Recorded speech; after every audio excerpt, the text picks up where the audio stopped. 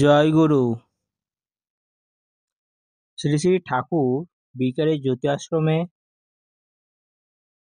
আছেন।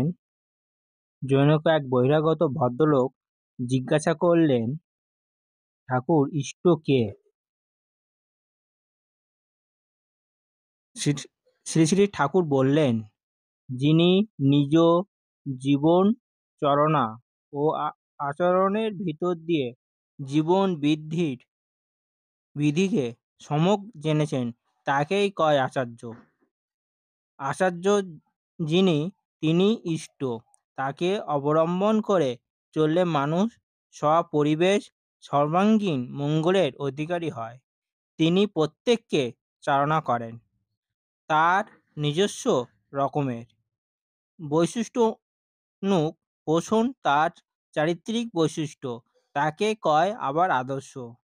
যার সামনে দাঁড়িয়ে মানুষ নিজেকে দেখতে পায়। উক্ত ভদ্রলোক বললেন, পূর্ববঙ্গের হিন্দুরা মহা দুরবস্থায় পড়ে গেছে।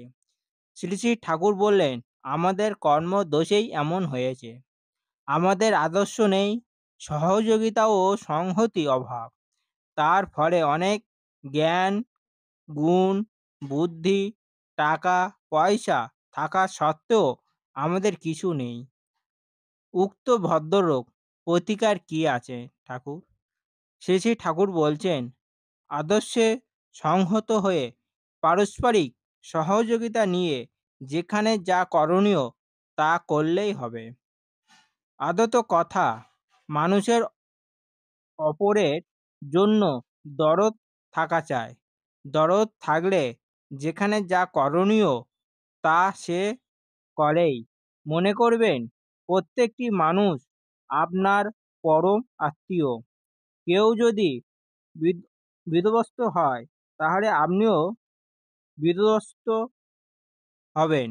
চাচা আপন প্রাণ বাঁচা, এইরকম স্বার্থপরের মতন একক যদি বাঁচতে চান, পরিবেশের জন্য সক্রিয় দায়িত্ব গ্রহণ না করেন, আপনার বাঁচাও বাঁচবে না। আলোচনা প্রসঙ্গ 19/104। বন্দে পুরুষোত্তমম।